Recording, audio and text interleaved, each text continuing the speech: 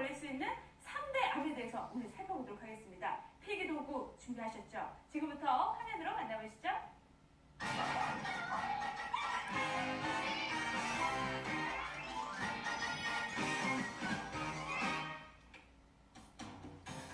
우와, 우리 멍지 오늘도 잘 놀았어요?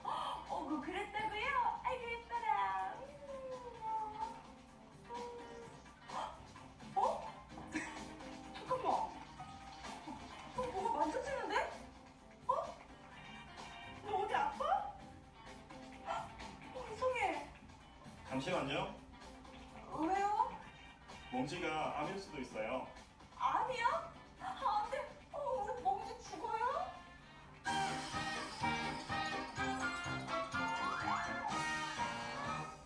네, 안녕하세요. 투데이 동물병원 노승입니다. 오늘은 반려동물들에게 흔하게 나타나는 3대 암에 대해서 알아볼 텐데요. 원장님, 반려동물들도 암에 걸리는군요. 네, 암에 많이 걸립니다. 한 통계에 따르면 8살 이상 노령 동물에 있어서 그 사망 원인 1위가 암이라고 하거든요.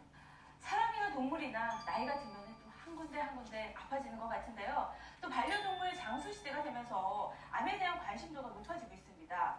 좀 암을 의심해 볼 수 있는 증상이 있을까요? 네, 암은 그 암의 종류에 따라서 특징적인 증상들이 있을 수 있지만 대부분 알기 어려운 게 사실입니다. 그래서 일반적인 증상으로 의심을 해야 되는데요.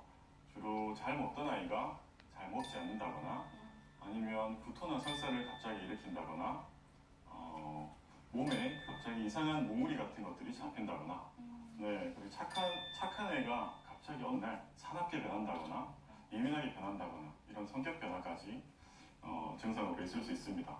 그래서 병원에 내원을 빨리 해서 이런 증상이 있을 때는 병원에 빨리 내원을 해서 조기 진단을 받는 게 가장 중요합니다. 네, 오늘은 반려동물 암에 대해 알아보고 있는데요. 역시 예방과 조기 발견이 중요합니다. 암일 경우 식욕부진, 체중 감소, 구토와 설사 등의 증상이 나타난다고 하네요. 오늘 투데이 동물병원 반려동물에게 흔하게 나타나는 3대 암에 대해서 알아보고 있는데요. 그 첫 번째 암은 어떤 건가요? 네, 첫 번째 암은 피부암입니다. 피부암에는 대표적으로 비만세포종, 흑색종, 편평상피암종 이 세 가지가 있는데요. 먼저 비만세포종은 일반적으로 몸통에서 50% 정도 발생하고 팔, 다리 쪽에 40%, 머리와 목 쪽에 10% 정도 발생하는 걸로 알려져 있고요.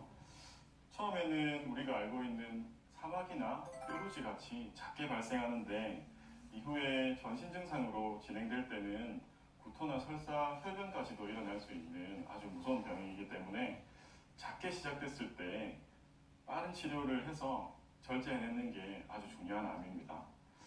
그리고 두 번째는 흑색종인데요. 흑색종은 멜라닌에 의해서 발생하는 종양으로 양성과 악성으로 나뉘는데 피부에 발생하는 흑색종의 경우에는 거의 양성 종양이고요. 피부의 점막, 특히 얼굴이나 입술 부분, 눈꺼풀 부분, 그리고 구강 안쪽 이런 부분에 발생하는 흑색종은 거의 악성으로 발견됩니다. 이름과 같이 어두운 색깔을 띠는 덩어리 형태를 띠고요.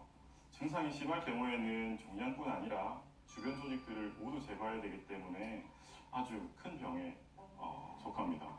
큰 수술까지 이어질 수 있겠네요. 그 피부암 마지막에 말씀하셨던 편평상피암종, 이건 어떤 피부암이죠?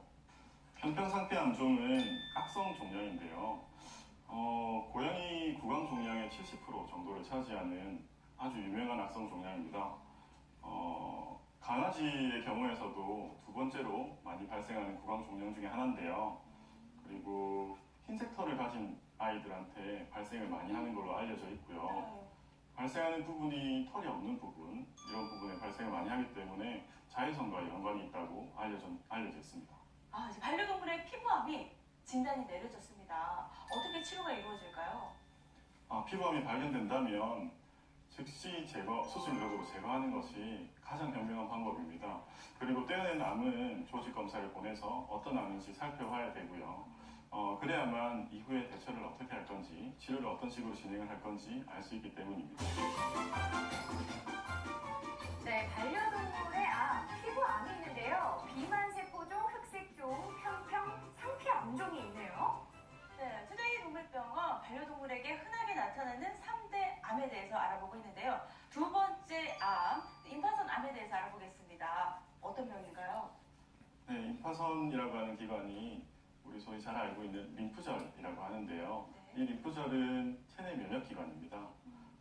바이러스와 같은 병원체들이 몸에 들어왔을 때 면역 반응을 일으켜서 그 몸을 방어하는 그런 역할을 하게 되고요. 임파선암은 이 림프절에 생기는 암으로서 6세 이상의 노령 동물에 있어서 이 임파선암은 가장 흔한 종양으로 알려져 있습니다.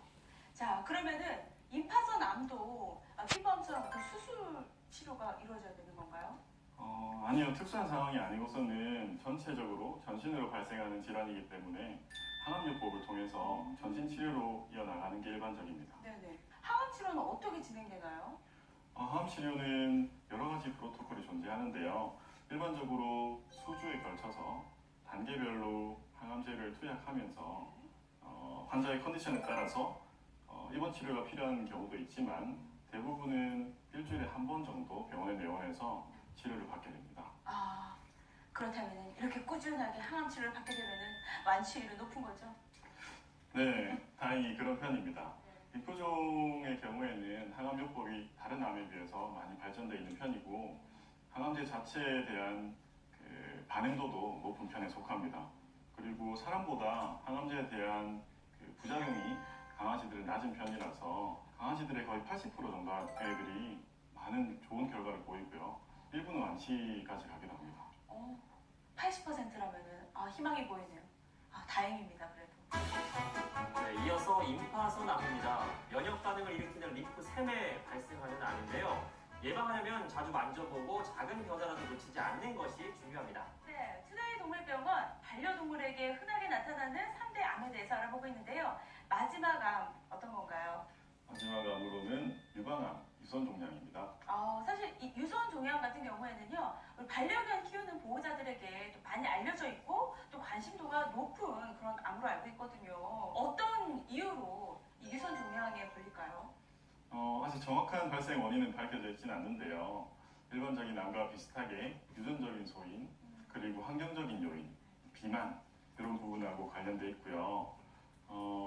유선 종양은 특징적으로 여성 호르몬과의 관련성이 높기 때문에 중성화 수술을 한 아이들보다 중성화 수술을 하지 않은 아이들에게서 발병률이 압도적으로 높은 편입니다. 맞아요. 저희가 지난 시간에 중성화 수술에 대해서 살펴봤었거든요. 질병률을 확 낮춘다고 했는데 어느 정도로 이 발병률을 낮출 수 있을까요? 생리를 한 번도 하지 않은 아이들이 중성화 수술을 한 경우에는 이 유선 종양이 99.9% 걸리지 않습니다. 와, 그 정도로 연관이 깊군요.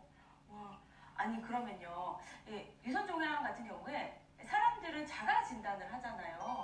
우리 강아지들도 자가 진단을 내릴 수 있을까요?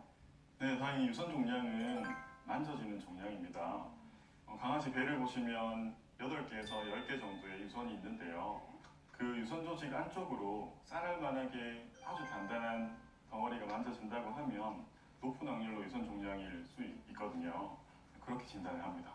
그러면은 이렇게 피부암처럼 딱 그 암이 발생된 그 종양만 제거를 하면은 완치될 수 있는 건가요? 그렇지는 않습니다. 유선 종양 크기가 아주 작고 그게 하나라 하더라도 나머지 유선 쪽에 다 지금 감염이 돼 있다고 보고요. 발생 확률이 있다고 보고 그 주변 유선 조직을 절제하시는 것이 재발률을 낮출 수 있는 수술 방법인데요. 제가 만나봤던 여러 환자님들 중에서 암 하나만 이렇게 톡 떼어내고 수술을 받아서 오시는 분을 봤었는데요. 아마 한 달 정도 뒤일 거예요. 한 달 정도 뒤에 다시 오셔서 다른 곳에 종양이 생겼다고 하셔서 유선 전체를 절제하는 수술을 받으셨던 그런 기억이 있습니다.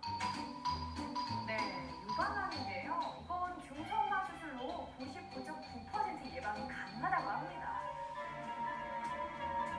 네, 투데이 동물병원 반려동물에게 흔하게 나타나는 3대 암에 대해서 알아봤는데요. 또 암은 조기 발견이 중요하잖아요. 그만큼 평상시에 또 관리해주고 예방해주고 또 철저하게 이렇게 좀 살펴보는 게 중요할 것 같아요. 어떻게 관리해주는 게 좋을까요?